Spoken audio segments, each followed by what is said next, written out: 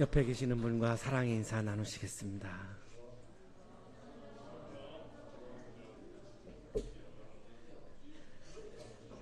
우리 은혜로운 찬양을 해주신 우리 성가대 친구들에게 감사의 박수 하겠습니다. 오늘도 우리 외국인 유학생들이 오셨는데요. 우리 박수, 따뜻한 박수로 환영하고 격려하겠습니다. 그리고 오늘 기도해 주신 우리 양민영 간사님, 제가 이름을 못 외우는데 그 단체, 헌금 단체가 JDM. 그래서 하도 많아서 외우기가 어려운데요.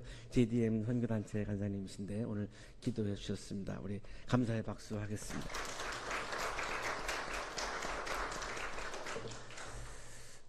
김광선님은 1964년에 대구에서 태어났고요. 서울에 있는 미션스쿨이죠. 대광고등학교에서 합창반에서 노래를 하면서 음악적인 감성을 키웠습니다. 대광고등학교 합창반은 뭐 거의 성가대죠. 늘 채플에서 노래를 부르니까. 그리고 대학에 들어가서 경영학을 전공을 했고, 대학을 다니는 동안에 노래를 찾는 사람들, 그리고 동물월이라고 하는 그런 그룹의 일원으로 노래를 부르다가 1989년에 솔로로 데뷔를 합니다. 제 1집 앨범을 냈는데 주목받지를 못합니다. 2집, 3집 계속 냈는데 그렇게 깊은 교감과 공감을 나누지 못합니다. 그래서 1집, 2집, 3집을 보면 우리가 많이 알고 있는 노래들이 거의 없습니다. 그냥 다 묻혀진 노래들로 이루어져 있고요. 94년에 제 4집을 냈는데 이 4집을 내고 나서 굉장히 많은 당시의 청년들과 깊은 그런 공감을 나누게 되어서 90년대를 대표하는 우리나라의 최고의 포크 가수가 되고 라이브 공연 1000회를 기록한 아주 우리나라에서 가장 소극장에서 라이브 공연을 제일 많이 한 그런 가수로 그렇게 기록이 되었고, 하도 이 라이브 공연을 많이 해서 소극장에서 공연할 때 가보면, 저도 30대 초반에 가봤는데요, 목이 다 이렇게 상해가지고 그냥 그 물들을 먹으면서 그 상한 목소리로 그냥 계속해서 노래를 부르는, 그런데 그것이 너무 또 더 애절하고 또한 힘이 있어서 굉장히 사람들을 감동시켰던 그런 가수였습니다. 이 4집 앨범의 타이틀곡이 일어나라고 하는 곡인데 본인이 직접 작사 작곡을 했습니다. 검은 밤의 가운데 서 있어. 캄캄한 밤을 의미하는 것 같죠. 우리들의 인생은 캄캄한 밤길을 걸어가는 거죠. 왜냐하면 한 치 앞도 보이지 않아. 내일 일도 내가 알 수가 없고 보이지 않기 때문이죠. 우리 신입생들은 지금 4년 후를 이렇게 생각을 할 텐데요. 4년 후에 어디로 가야 하나, 어디에 있을까? 내가 어디로 가야 할지, 4년 후에 내가 어디에 있어야 할지 졸업을 하면 이제 한양대에는 있을 수가 없고, 그럼 나는 그때는 내가 어디에 있어야 할 것인가 보이지 않습니다. 내일도 안 보이는데 4년 후가 내가 어떻게 보이겠습니까? 둘러봐도 소용없었지. 내가 어디로 가야 할지 모르고 내가 어디에 서 있어야 할지 모르니까 여러분 지금 여기저기를 막 돌아다니고 둘러보죠. 여기도 가보고 저기도 가보고 뭐 어떤 여러 가지 모임에도 가보고 뭐 동아리 모임에도 가보고 뭐 온갖 군데 지금 여러분 다 다니실 텐데요. 그게 안 보이니까 그러는 거죠. 앞이 안 보이니까. 인생이란 강물을 뜻없이 부초처럼 떠다니다가 그렇게 여기저기를 떠다니고 돌아다니고 방황하고 무의미한 시간에 나를 맡기기도 하고, 어느 고요한 호숫가에 닿으면 물과 함께 썩어가겠지. 그러다가 내 인생이 끝난다면 나는 그냥 무의미한 시간과 무의미한 사건 속에 나를 내맡겨 살다가 내 인생이 마친다면 이 인생은 정말로 불행한 인생일 것입니다. 정말 의미 없는 인생을 내가 살다가 가고 마는 그런 인생이 돼버리겠죠. 일어나 다시 한번 해보는 거야. 그렇기 때문에 그것이 너무나 무의미하고 불행한 인생이기 때문에 앞이 안 보이지만 내가 어디로 가야 할지, 내가 어디에 있어야 할지 알 수 없는 불확실한 미래 앞에서 내가 굉장히 위축되고 힘들지만, 그럼에도 불구하고 내가 지금 해야 하는 것은 뭐냐? 일어나 다시 한번 해보는 거야. 그럼에도 불구하고 내가 일어나서 다시 한번 해봐야 한다고 노래하고 있죠. 봄의 새싹들처럼. 진달래가 일어나고 있습니다. 봄을 맞이해서 지금 진달래가 일어나고 있죠. 그 아주 차가운 얼어붙은 땅에 거의 죽어있던 진달래가 다시 그 차가운 얼어붙은 땅을 다시 헤치고 다시 올라와서 일어나고 있죠.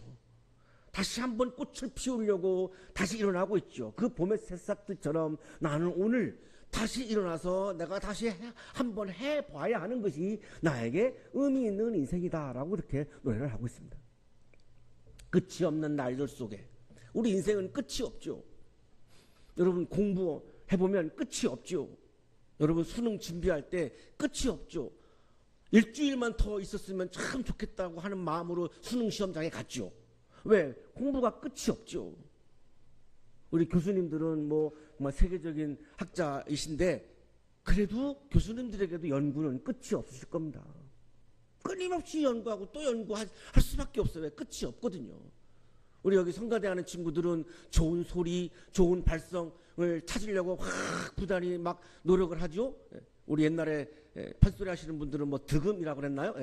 끝이 없죠. 좋은 소리가 끝이 있나요? 내가 노래하고 들어보면 정말 너무너무 창피하죠.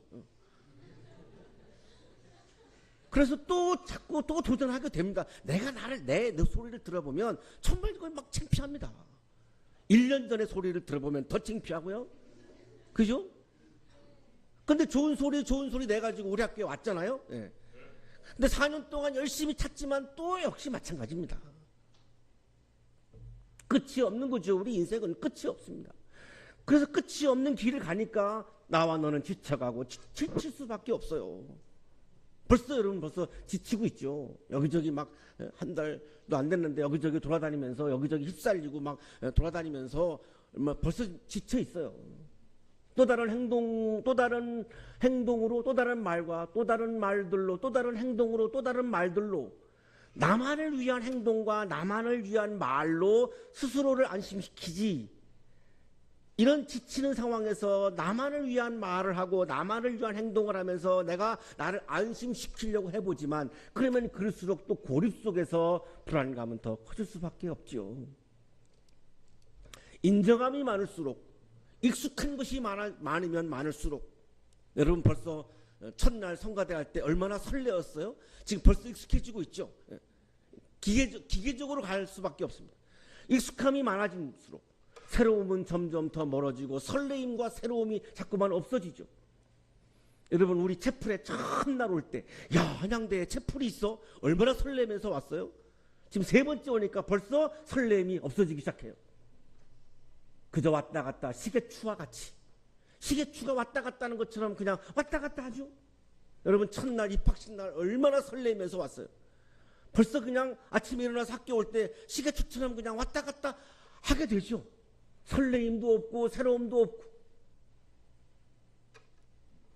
매일매일 흔들리겠지. 그렇게 살면서 시계추가 흔들리는 것처럼 내 존재가 흔들리는 거죠.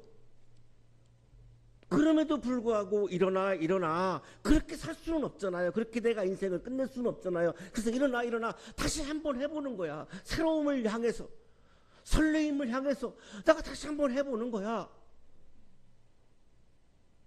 봄의 새싹들처럼.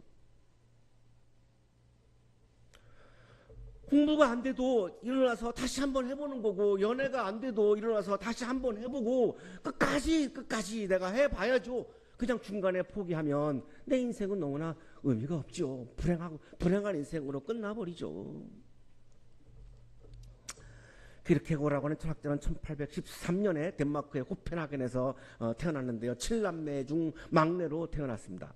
태어날 때 아버님이 57세, 어머님이 45세, 굉장히 늦둥이로 태어났죠. 이 아버님이 독실한 기독교 신자여서 아버지의 권유로 코펜하겐 대학교의 신학부에 입학을 합니다. 이 코펜하겐 대학교는 덴마크에서 가장 역사가 오래된 학교이고 또 랭킹 1위에 속하는 학교고 타임즈 발표에 의하면 세계 랭킹 한 50위 정도에 해당하는 굉장히 명문 대학인데요. 여기 신학부에 입학을 합니다. 아버지의 권유로 들어왔기 때문에 본인의 의지로 들어온 것이 아니기 때문에 초기에 굉장히 학업에 막 게을리합니다. 여러분 지금 목표를 다 이루었기 때문에 한양대학교 입학 다 이뤘기 때문에 지금 학업을 게을리하고 있잖아요. 예, 그죠? 예, 다 목표를 이루었으니까 지금 학업을 게을리하고 있어요. 이러다가 이제 중간고사 끝나고 나면 이제 한 대 콱 얻어 맞을 거예요. 비슷하죠? 예. 굉장히 방황을 했어요. 1836년에 자살을 기도합니다. 예, 너무 사는 게 괴로워서 내가 원하지 않는 공부를 하고 있고 내가 원하지 않는 길을 걸어가고 있으니 너무너무 고통스럽죠. 저도 아버님이 목사님이었는데요. 목사였는데 목사만 안 한다고 했는데 아버지의 권유로 신학대학을 갔습니다. 엄청 방황했습니다. 신학대학교에 락밴드를 만들어가지고 채플에서 막 팝송만 연주하고 여기까지 장발 머리 기르고 막 나는 목사 안 하겠다라고 하는 거를 막 반항하는 그런 차원에서 저도 자살일보 직전까지 갔었습니다. 굉장히 공감이 가요. 제가 가장 좋아하는 철학자입니다. 1837년에 내가 죄인이라고 하는 깊은 자각을 합니다. 이거를 본인이 대지진이라고 불러요. 그 죄인이라고 하는 걸 자각을 하니까 인생이 다시 보이고 세상이 다시 보이고 기독교가 또한 다시 보이기 시작해요.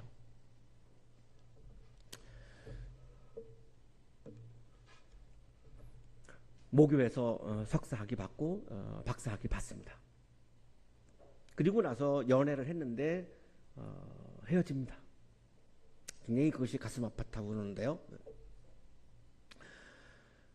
그 슬픔을 이기기 위해서 그냥 공부만 했습니다. 그 여성은 너무나 거룩했고 자기는 너무나 타락한 사람이다. 이래서 도저히 내가 결혼할 수 없다라고 하는 생각 때문에 찰 수는 없고 상처받을까봐 자기가 약간 좀 이렇게 미친 짓 같은 것을 해가지고 체임을 받는 그런 실현을 했습니다. 그 아픔이 너무나 내가 정말 사랑했기 때문에 그 여성을 너무나 사랑했기 때문에 그 아픔이 너무 커서 그냥 공부에 전념을 해서 30세에 세계적인 작품이죠. 이것이냐 저것이냐라고 하는 실존주의 철학의 탄생을 알리는 이런 정말 어마어마한 작품을 30세 청년 때에 쓰게 됩니다.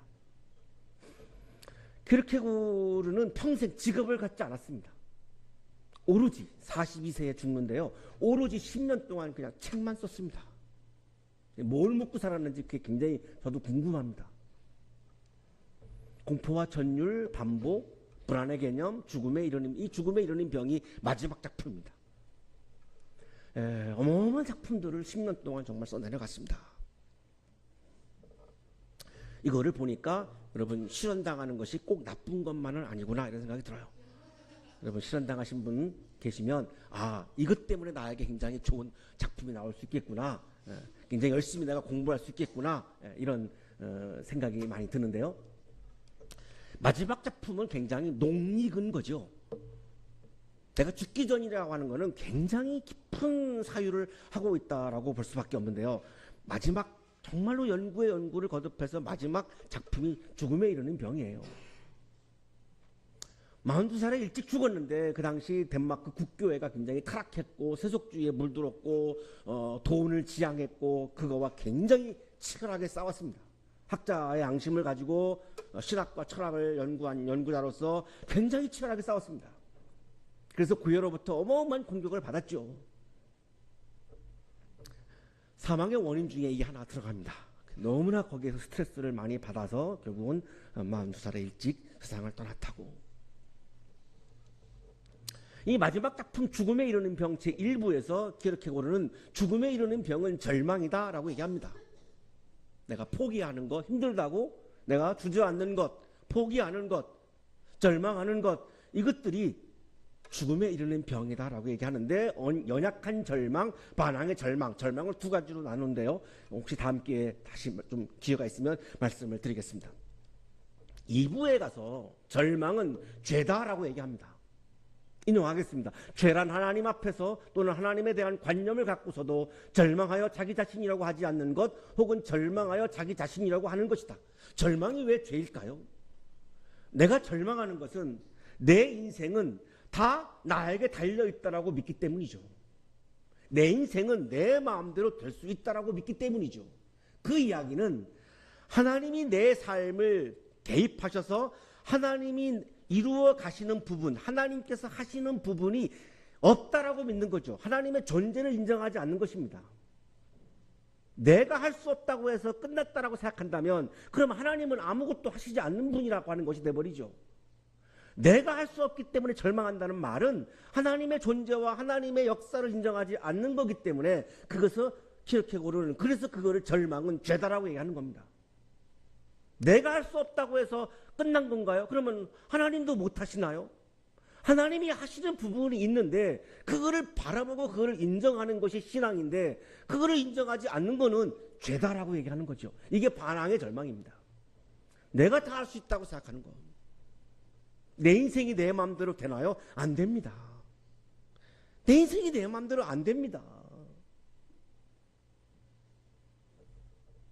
제가 살아온 경험으로 보아서 안 되는 게 몇 가지 있는데, 첫 번째, 결혼 내 마음대로 안 됩니다. 내가 사랑만 하면 결혼할 것 같죠? 나는 고등학교 1학년 때 임경순이라고 하는 여학생이 첫사랑이었는데 결혼하고 싶었는데 못했습니다. 내 마음대로 안 되죠. 내 마음대로 안 됩니다. 나는 목사만 안 한다고 그랬는데 지금 목사하고 있어요. 내 인생이 내 마음대로 안 된다니까요. 여기 우리 교수님들 지금 다 결혼을 하셨고 또 직업도 갖고 계시고 이렇게 하시죠? 존경해야 돼요. 왜? 저게 쉬운 게 아니에요. 결혼하는 게. 저 7번째, 6번 시선 나가고 7번째 여자하고 결혼했어요. 6번 시선 당해보세요. 키 안 커요. 내 인생이 내 마음대로 안 됩니다. 그건 너무나 당연한 거예요. 그것 때문에 내가 절망하는 거는 하나님을 인정하지 않는 거예요. 그래서 죄라는 거예요. 키르케고르가.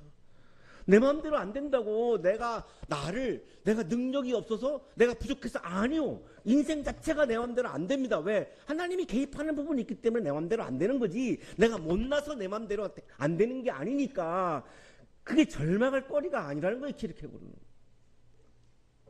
연약함이 죄가 아니라 절망이 죄라는 겁니다. 여러분, 하다가 하다가 안 되면 실패하면 자기를 비하하고 자기를 미워하고 열등감 막 자기 자기 피하 막 빠지는데 그게 아닌 거예요. 내 맘대로 안 되는 게 당연한 거예요, 인생은. 내 맘대로 안 될 때 하나님이 내 삶에 개입하고 계시구나 라고 보면 틀림이 없어요. 그건 하나님이 나를 사랑한다는 거예요. 내 맘대로 안 된다는 거는. 야이로라고 하는 사람은 직업이 회당장입니다. 시나고그라고 하는 이 유대인들에게는 굉장히 이 삶에 있어서 아주 중심 센터입니다. 회당장, 부회당장, 랍비, 평신도 이렇게 4그룹으로 이루어져 있는 게 회당의 조직인데, 이 야이로라고 하는 사람은 회당장이에요. 룰러예요, 룰러. 회당에서 가장 높은 지위에 있는 사람이고요. 이 사람이 하는 일은 건물을 관리하고 예배 순서를 정하고 성경 봉독자를 정합니다. 유대인들은 예배 때 성경 봉독하는 걸 굉장히 영광스럽게 여깁니다.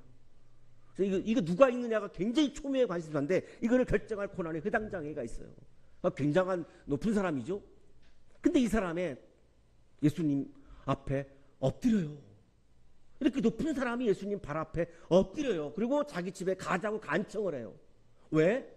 12살쯤 된 딸이 죽어가고 있기 때문에 그래요. 자기가 어떻게 할 수가 없는 거예요. 그러니까 이 예수님 얘기를 들어보니까 병자도 잘 고치시고 한다고 얘기 들으니까 그냥 잘 모르는 분이지만 그냥 젊은 청년인데 이 높은 나이도 있고 회당장이 그냥 엎드리는 거예요. 왜? 죽어가고 있는 딸의 상황 앞에서 포기하지 않는 거죠. 일어나서 내가 다시 한번 해봐야 되겠는데 그게 뭘까? 예수 앞에 엎드리는 거라도 해보자라고 하는 이런 심정이에요. 지금 다시 한번 하고 있는 거죠. 일어나고 있는 거죠. 예수님께서 야일의 집으로 가셔요. 청년 예수는 딸이 죽어가고 있는 상황에서 거기 가서 못 고치면 얼마나 창피해요. 굉장히 이건 리스크가 많은 거예요. 안 가야 되는데 갑니다. 왜? 딸이 죽어가고 있는 상황에서 청년 예수도 일어나서 다시 한번 해보겠다는 거예요. 살려보겠다는 거예요. 될지 안 될지 모르지만 해보겠다는 거예요. 그래서 가는 거예요. 캄캄한 상황 앞에서 포기하지 않고 가능성을 보면서 지금 가고 계시는 거죠. 사람들은 다 끝났다고 생각했지만, 사람들은 다 죽는다고 생각했지만, 청년 예수는 그 상황에서도 다시 한번 일어나서 다시 한번 해보고 있는 거예요. 이게 바로 청년 예수가 우리에게 보여주고 있는 모습이에요. 자기에게 사람이 와가지고 죽었다고 하니까 예수님이 회당장에게 말하는 거죠. 두려워하지 말고 믿기만 하여라. 딸이 나을 것이다. 두려워하지 말아라. 불확실한 미래 앞에서 여러분 두려워하지 말아라. 실패 앞에서 두려워하지 말아라. 왜 두려워하느냐? 믿기만 하여라. 믿음이 없기 때문에 두려워하는 거다. 하나님의 존재를 인정하지 않기 때문에 내가 두려워하는 것이다. 하나님이 하시는 부분을 내가 인정하지 않기 때문에 내가 지금 두려워하는 것이다. 믿음이란 그 두려움을 몰아내고 절망의 시면을 희망의 가능성으로 바꾸는 것이 믿음이다. 그래서 우리들에게 믿음이 소중한 거예요. 믿음이 없으면 쉽게 절망할 수밖에 없어요. 왜?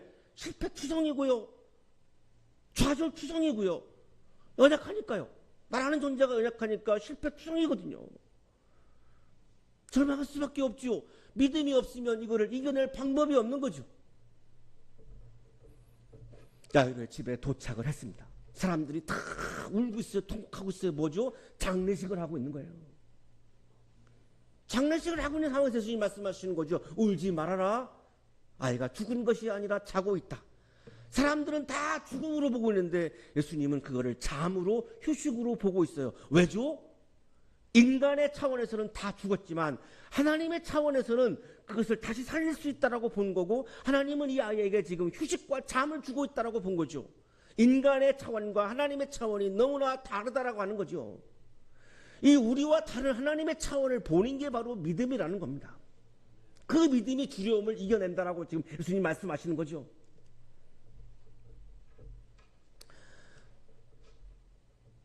우리는 인간의 영역 바깥에 있는 세계까지 내가 규정하고 판단하는 오류를 범하는 거예요. 내가 할 수 없다고 해서 이것이 끝났다 천만에요. 내가 뭔데 그렇게 쉽게 단정짓죠? 다른 사람들이 할 수도 있고 하나님이 할 수도 있고 내가 하지 못한다고 해서 끝나는 것은 아니거든요. 내 바깥에 있는 세계에 대해서 내가 쉽게 단정해버리는 오류를 범하는 게 바로 절망입니다. 사람들은 자고 있다라고 하니까 비웃죠. 왜? 지금 장례식 하고 있거든요. 예수님이 아이의 손을 잡습니다. 붙잡습니다. 이 시간에 하나님, 주님이 여러분의 손을 꽉 잡아주셨으면 좋겠다라고 하는 심정이에요. 아이의 손을 잡으시고 말씀합니다. 아이야, 일어나라. 에게 이래. 아멘 하셨어야 되는데 아멘을 안 하셔서, 이 아이는요 이미 지금 2000년 전에 죽었습니다. 그래서 이 세상 사람들이 아니고 우리랑 아무 상관도 없어요. 중요한 거는 지금 예수님에게 중요한 거는 지금 여러분이 일어나는 게 중요하지, 저 아이가 일어나는 건 지금 다 이미 끝난 사건이에요. 현재는 지금 여러분이 일어나야 되는데, 아멘 하신 분은 일어날 수 있는데 아멘 안 하신 분들은 절망을 하겠다는 거로 보여져서 심히 마음이 아파요. 내가 일어나야죠. 내가 이제 그만 방황하시고, 우리 학교에 입학하셔서 이제 그만 방황하시고 이제 일어나야 돼요. 이제 곧 중간고사가 다가와요. 일어나야 돼요. 지금 시간이 없어요. 무의미한데 여러분, 시간 낭비할 시간이 없어요. 김득준 교수의 주석입니다. 54절에서 일어나라는 동사와 55절에서 일어났다는 동사는 모두 복음서에서 예수의 부활을 가리킬 때 사용된 동사들이다. 예수님이 부활하실 때 에게 이래라고 하는 단어를 쓰거든요. 죽은 자도 살리는 것이 하나님이 하시는 부분이죠. 그런데 뭘 못하시겠습니까? 내가 지금 경험하고 있는 실패, 이거를 다시 전환시키는 것, 다시 살리는 것, 이거 하나님께는 아무것도 아닌 거죠. 그래서 예수의 손을 붙잡는 게 지금 중요한 거죠. 내 힘으로는 안 되니까. 그걸 내가 이미 알았으니까. 청년은 절망 앞에서, 실패 앞에서 숨을 크게 쉬면서 예수의 손을 붙잡고 다시 일어나서 다시 한번 해보는 것, 그 사람이 바로 청년이에요. 그랬더니 어떻게 됐습니까? 아예 영이 돌아오죠. 푸뇨마, 스피릿. 하나님의 영이에요. 영은 인간의 영이 아닙니다. 인간은 혼이에요. 하나님의 영이 돌아와요. 하나님이 개입했다라고 하는 걸 우리들에게 보여주고 있는 말씀이에요. 하나님의 영이 개입하니까 하나님의 호흡이죠. 하나님의 수음이 개입하니까 죽어있던 이 아이가 다시 일어나요. 주님이 얼마나 기뻐요? 사람들이 얼마나 기뻐요? 너무너무 기쁘니까 잔치가 벌어지잖아요. 그래서 어떻게 합니까? 먹을 것을 주어라 이렇게 말씀하죠. 먹는 게 잔치잖아요. 먹을 것을 주어라. 청년은 절망 앞에서 숨을 크게 쉬면서 나에게 손을 뻗치는 예수의 손을 꼭 붙잡고 다시 한번 일어나서 다시 한번 하는, 다시 한번 시도하고 다시 한번 도전하는 사람이 청년 예수가 우리들에게 보여주고 있는 청년의 모습입니다. 일어나는 여러분 되시기를 축복합니다. 그래서 오늘 예배 후에 먹을 것을 주라 그래서 여러분에게 먹을 것을 드립니다. 거룩하신 주님, 따뜻한 봄을 주셔서 감사합니다. 진달래가 일어나는 것을 바라보며 주님의 손을 붙잡고 다시 일어나는 마음과 믿음을 주셔서 감사합니다. 우리 모든 한양 가족들에게 믿음을 주셔서 어떠한 절망과 역경과 좌절 앞에서도 포기하지 않고 절망하지 않고 다시 일어나서 다시 한번 도전하고 시도하는 멋진 한양인으로 살아갈 수 있도록 복 내려 주옵소서. 예수 그리스도 이름으로 기도하옵나이다.